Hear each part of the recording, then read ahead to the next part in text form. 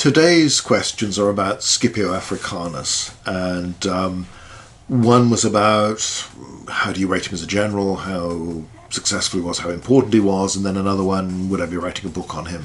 And there have been a few at various times in the different topics suggesting, asking, am I going to write a book on this, that, and the other?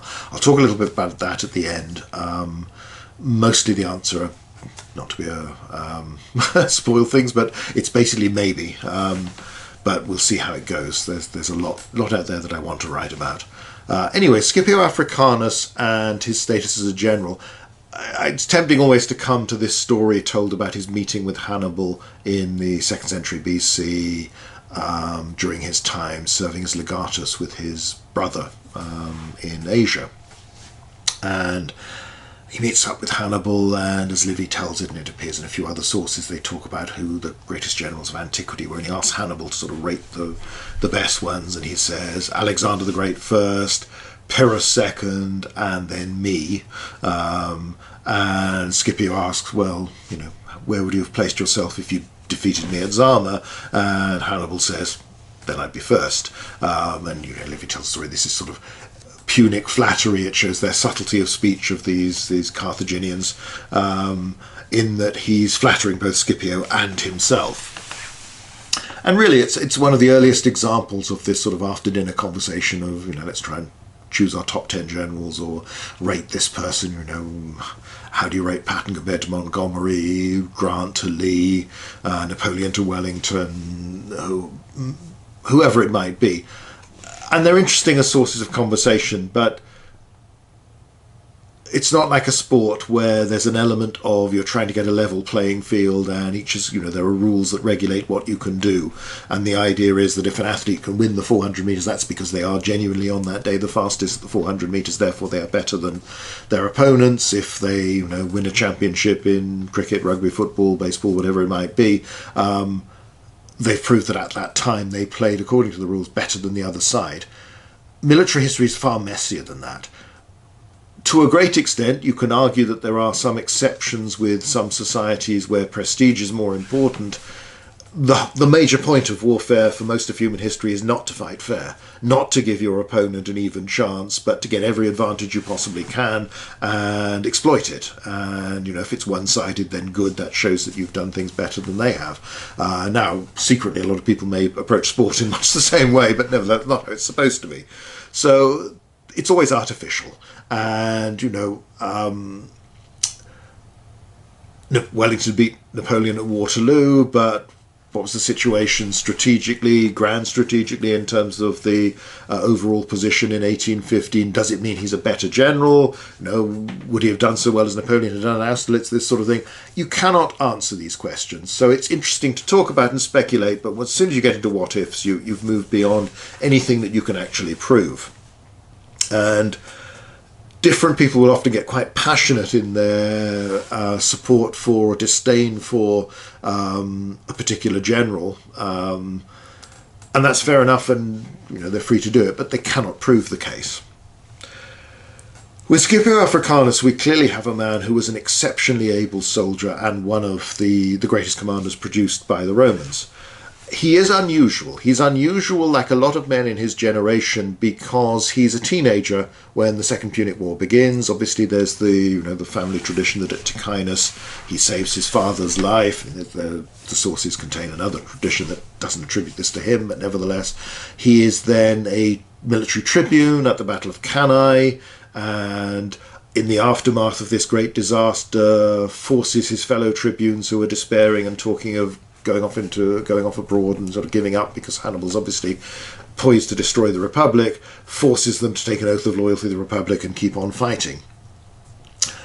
The key thing is that most of his young adulthood is spent at war. He grows up with the Second Punic War. And it's like a lot of people, Flamininus will be one of the last examples of this, a man who's consul at 30 and defeats Philip V in the Second Macedonian War. They have far more military experience than is normal for a Roman politician. And conversely, and in Scipio's case it will prove to be his undoing, rather less political experience. They don't spend all those years around about the Forum, doing the sort of the trading of favors, persuasion, the day-to-day life of the Roman Republic, of framing law, of arranging things, of, you know, trying to persuade who backing people during elections, all this sort of thing. What they do instead experience is war and learning to fight against an incredibly dangerous opponent. Again, it is worth emphasizing the sheer scale of casualties that Hannibal inflicts upon the Romans in those first three campaigns. Between 218 and 216, a third of the Senate dies, and over 100,000 fatalities, not just casualties, fatalities of Romans and their predominantly Latin allies. These are losses on a staggering scale that no other ancient state could have absorbed, really, and continued to fight. The Romans do continue to fight. You know, Scipio Africanus is given a prominent role in the aftermath of Cannae in inspiring this, and it is striking that men like him do seem to learn. You know, they do their best to take on these very hard lessons, these hard knocks they have faced, and fight in a way that is better and more sophisticated than Roman armies have in the past. And then Roman armies will be able to do as a matter of course. And it's part of this overall improvement in the quality of the Roman military machine, for want of a better term, during the course of the Second Punic War, that lasts for some time afterwards, but then is eventually forgotten. Men are serving in the legions far longer than usual, in the same way that aristocrats like Scipio get far more military experience at a young age than would be normal, and military experience of, again, very, very hard campaigning. You make a mistake with Hannibal and he exploits it ruthlessly and very efficiently. You can't get away with things in a way that you could in some of the more local wars, the smaller scales. You're dealing with a very dangerous opponent with a very good army. Scipio learns, others learn. You know, the Claudius Nero, who'll play a key role in the Metaurus campaign in 210, is another one. You get these people that start to appear by the second half of the war that are very experienced, very capable soldiers. You know, this is the toughest selection process, really, that you can imagine, because if you make a mistake, you're either dead or you're certainly discredited. You're not going to be trusted with a major command. Scipio then gets his opportunity in 210 in Spain because his uncle and his father have been killed when, to a large extent, because they've been trying to build up a confederation of allies to use against the Carthaginians and their allies. A lot of theirs decide to defect to the other side, and then they're overwhelmed by the Carthaginians and their Iberian and Celtiberian allies. Scipio presents himself for the Senate, which, you know, from a youth in his 20s is a remarkable thing, and offers to go to Spain. Doesn't seem to be anybody else who's terribly keen. Command has been assumed in the aftermath of this disaster by a former centurion, who sort of takes on emergency powers and styles as a pro praetor and all this sort of thing, which causes rufflesome feathers, but again is the man who does save the Roman position in Spain. He stops them from losing absolutely everything and means that there is an army for Scipio to and a base for him to take command when he is sent there. So he goes, given extraordinary imperium by the Senate. Again, this is completely breaking all the rules of normal Roman public life, but the Romans are desperate. Scipio is keen.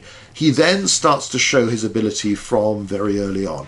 In the first case is the capture of New Carthage, Nova Carthago, Cartagena today, where he uses this combination of this intelligence about the low tides that allow you to access part of the wall by wading through shallow water that means that it's probably not going to be defended. But again, he doesn't just use this. He draws the attention of the Carthaginian defenders away by mounting a conventional assault. This whole operation has to occur very quickly before the Carthaginian main army can come, and he hasn't got the numbers to face that in the field at this stage. So it's a very well handled operation. He draws the Carthaginians out, they fight outside the walls in the normal way, he draws their attention to them, and then you have the surprise attack using this knowledge about the tides, gets them into the city, and then when he's in the city he makes sure that all resistance is crushed. He takes full control without, because there is a risk that once you're inside you can still get defeated. he's scented an opportunity, and he's seen the importance of the objective, because one of the things he captures there are the hostages given by many Spanish leaders throughout the peninsula to sort of prove their loyalty to the Carthaginians. So having control of these and then releasing them, sending them back to their families. You have the famous story of the girl that he emphasizes to his father that even though she's staggeringly beautiful, look, I haven't touched her, all this sort of thing, her honor is intact. There's Alexander parallels in that story, but then the problem is, because all the Alexander sources are so late, there may be some Scipio parallels in the Alexander stories as well.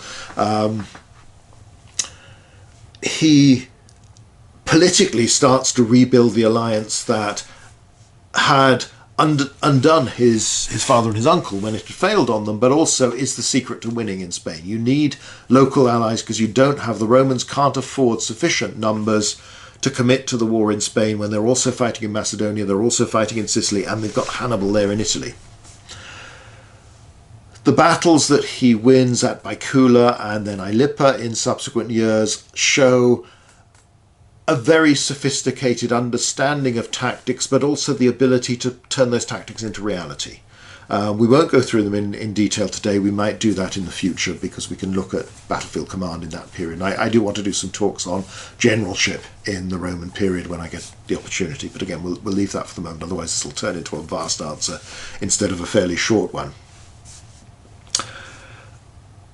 He does allow substantial Carthaginian forces to march away and eventually reach Italy under Hasdrubal, but again, the Roman commanders there and the Roman defences in Italy are so much stronger than they had been 8 years before when Hannibal had arrived, that the army is simply cut to pieces. The Romans bring overwhelming force to bear and wipe out this army and kill its commander before Hannibal really knows they're there, and certainly before he can attempt to join them. There was another question of what if they'd happened, but again, I think we'll leave that for another day. So Scipio succeeds in Spain. A lot of this has to do with something we've touched on in The Conquered and the Proud. We've looked at imperialism in the West. Spanish leaders seem to have had a rather personal sense of loyalty. So they were loyal to Hamilcar Barca and his extended family. They were loyal to the Scipiones in a way they weren't necessarily loyal to Carthage or to Rome. So Scipio is able to exploit that, but simply having the name wouldn't have been enough. He needed the charisma, the diplomatic as well as military ability to make this work. He defeats the Carthaginians, drives them out of the Iberian Peninsula. He defeats a rebellion by some of the leaders that are not too keen on him being there anymore. Wins the first really big success the Romans have had in this war. You could argue Syracuse and Sicily, but this is a bigger thing. After all, this was the base from which Hannibal had launched the invasion of Italy. Removing this means that there are no more Carthaginian armies coming from Spain, and that's a big, big deal. He goes back to Italy. He gets consulship when he's very young, and he gets awarded the war with North Africa, given that he's lobbied for this. There is a school of thought that wants it. There's a school of thought opposed to it. The debate may be exaggerated in the polarization of views, but it's reasonable to suspect that there was some difference of opinion. After all, it's a question of how do you think you'll win this war. And Sicily has by now been conquered. Using Sicily as a base, he will lead a full consular army, a large force to North Africa. Now, he's already begun negotiations with Massinissa of Numidia to persuade the Numidians to defect. He shows again this mixture of military talent and diplomatic talent that marks out the best generals in many periods, but particularly in the Roman period. It's the things that the Pompeys could do, the Caesars could do. Scipio is very good at this. He smashes the armies that are there to defend him. Again, it's another reminder that other than Hannibal's army, Carthaginian armies are nowhere near as good, nowhere near as well led, as cohesive, but also the sign that the Roman armies have simply improved. The manoeuvres that Scipio's legionaries perform with comparative ease at the Battle of the Great Plains, just as they've done at Ilipa, are things that would not have been possible for a Roman army in 218 BC. They simply hadn't existed long, hadn't been drilled well enough. They're capable of more, their commanders realise this and expect more of them. The surprise night attacks on the camps of the Numidian allies and the Carthaginians that have camped separately, again show the skill Scipio has in thinking in unorthodox ways, using surprise, using these sorts of night attacks, but also, again, the efficiency of his army. Operating at night is hard. It requires good training, good high levels of skill, which this Roman army clearly has. Hannibal's army had shown similar levels of skill before Lake Trasimene in 217, when they'd got into position overnight into these ambush positions to take out a large part of the Roman army as it marched along, without the Romans being aware that they were there. Scipio is showing the same sort of skill. This is very much a Roman army that can do what Hannibal's army had been able to do in the early days. By the time of Zama, by the time they've brought Hannibal back, Scipio's army, he's got these Numidians so that he has an advantage in cavalry. He works out ways to, essentially the battle as it's presented is that Scipio outthinks Hannibal at every stage. Hannibal thinks, okay, elephants, they'll fight my way through. Scipio has his men open these lanes and they're trained, they deal with them, they're not frightened. The elephants aren't well trained and they either panic back or they rush through the Roman army to be killed in the rear.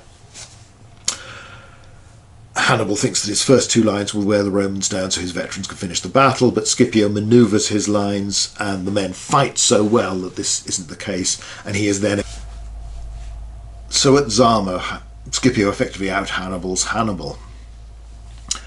And this is, of course, his great moment. He is the man who brings the Second Punic War to the end. And again, you have to think this is, by now he's in his 30s. He's served all the way through from the beginning and been there at the first action and the last action. And he's the closest the Romans get to a sort of professional general, a professional soldier. He's very young by Roman standards, but he's proved it through sheer ability that he's actually done the job. There will probably always be a problem with how does someone like that follow on from that. He's had his greatest moments. There isn't going to be an enemy like Hannibal to fight again. And while he has a distinguished career, he's consul for a second time, he campaigns in Cisalpine Gaul, northern Italy, but again it's far less spectacular, it's much briefer. He does achieve some success, but nothing really to write home about. He gets the censorship, so he has distinguished office. And then when in 190 BC they want to send an army to fight against Antiochus III, the Seleucid king, his brother is one of the consuls, and Scipio lets it be known that he'll go with him as an advisor, because by this time Hannibal has ended up at the court of Antiochus, so Hannibal, his former adversary, is there with the enemy, so let's send the man who defeated him. And it's one of the reasons why Lucius Scipio gets the command allocated to him, although in fact there's personal things to do with the children, but also he doesn't. Scipio Africanus is not present at the Battle of Magnesia, partly because of these difficulties of the capture of his son, but also it may well have been he wanted to keep a distance, let his brother get the credit for a victory. Subsequently, you have criticism of them, that his brother has misplaced funds, been corrupt, done things the Roman commander shouldn't. You have that marvellous story where Scipio Africanus, when summoned to court, goes to the court and says, today's the anniversary of the Battle of Zama, let's all go up to the capital and make an offering for Jupiter's kindness giving Rome victory and all this sort of thing, and reminding everybody, look what I've done for you. The problem is you can't keep doing that. They are seen as vulnerable, they are picked on politically, and Africanus ends up retiring and sort of dying fairly young and rather bitter, because he feels that the state his fellow citizens have not thanked him, respected him, treated him in the way that his services deserved. And you can see his point, but it's the nature of a republic and day-to-day politics reasserting themselves, that competitiveness within the aristocracy. It's also probably a sign that this is a man who, again, has spent his youth fighting wars and is really good at that, and is a superb general, lacks the delicacy for day-to-day politics and the experience of day-to-day politics, and perhaps is inclined to be disdainful to some of his fellow senators that he feels didn't fight so well, weren't so capable as he was. Again, I've mentioned this before, almost any successful commander tends to have a pretty large ego and tends to be quite dismissive of others, so it can be difficult for them to fit in. But he's certainly one of the most important figures in Rome's history. He's one of Rome's greatest military men. I've got a chapter on him in the Name of Rome, the book on Roman generals. I've written on him when I talked in the book on the Punic Wars, the fall of Carthage, as it's sometimes called, and Cannae, and this sort of thing. So I've done some stuff on him. That's really a survey of his career, and he clearly is important and remains an important figure. Of course, some of this is confused because Scipio Aemilianus, the grandson of the man who'd been killed at Cannae of the consul there, the son of Aemilius Paulus, is adopted into the Scipio family, and then is the man who destroys Carthage in 146. In slightly similar circumstances, where he says, rather like Scipio in 190, look, we need to end this war. We need to send a Scipio to do it because it worked last time. So he also gets the title Africanus. Is a man of considerable status and importance in Roman culture as well as politically. So there's an element where the two traditions of both men called Africanus merge into each other, and some of the anecdotes told about Scipio Africanus, it isn't always clear which one the later source is talking about. But he was an important figure. Now, whether I'll ever write more on him, I don't know. I don't think there's necessarily enough more to say from what I've said already for me to write a biography of him. I believe there's a joint biography of Hannibal and Scipio written by Simon Hornblower is coming out fairly soon, so that will be the most recent thing. There's obviously The Little Heart, A Greater Than Napoleon biography of Scipio Africanus that's very fulsome in its praise. Again, it comes back to this idea. Obviously, Little Heart, writing between the world wars, has various axes of his own to grind as a military theorist. As I say, I don't see how you can really compare Scipio Africanus to Napoleon in any meaningful way, any more than you can compare Napoleon to a lot of successful contemporary generals. Or, how does Napoleon compare to Lee or to Patton or to Rommel or to... You're not comparing like for like. The circumstances are different. These are all able men who are successful, though in several cases they ultimately fail. It's worth studying each one. It's worth bearing in mind the context comparisons with others, but you can't really rate them. There isn't going to be a final top trumps of generals that puts so-and-so in this particular place. So I don't know whether I'll write about Scipio or not, but I will probably write about the period again at some point. As with, there've been questions, will I write on Vespasian, this sort of thing. Maybe in that case, that one's probably more likely in the relatively foreseeable future. I won't say never with any of these things. There are quite a lot of them where there are aspects I'd like to touch upon. It might be in a broader book about Roman military history, Roman generalship, battle in the Roman world, these sorts of things. It might be more specific. I'd quite like to do a Nero to Vespasian book sometime. That's one I've been toying with for a while. So hopefully at some point I'll persuade a publisher to let me do that. Various others. I might write one on the sort of Gracchi to Sulla, or even a more general overview of the fall of the Republic, bringing together elements that I've touched on in biographies of Caesar and Antony, Cleopatra, Augustus, that sort of thing, in a more focused way. I certainly think there is a lot more to be said for a wider audience about the Gracchi and Sulla and Marius and people like that. But when I'll get around to it, in what form it will take, will depend. All of these things are negotiation with publishers as to what they think the market wants, what they'd like to do.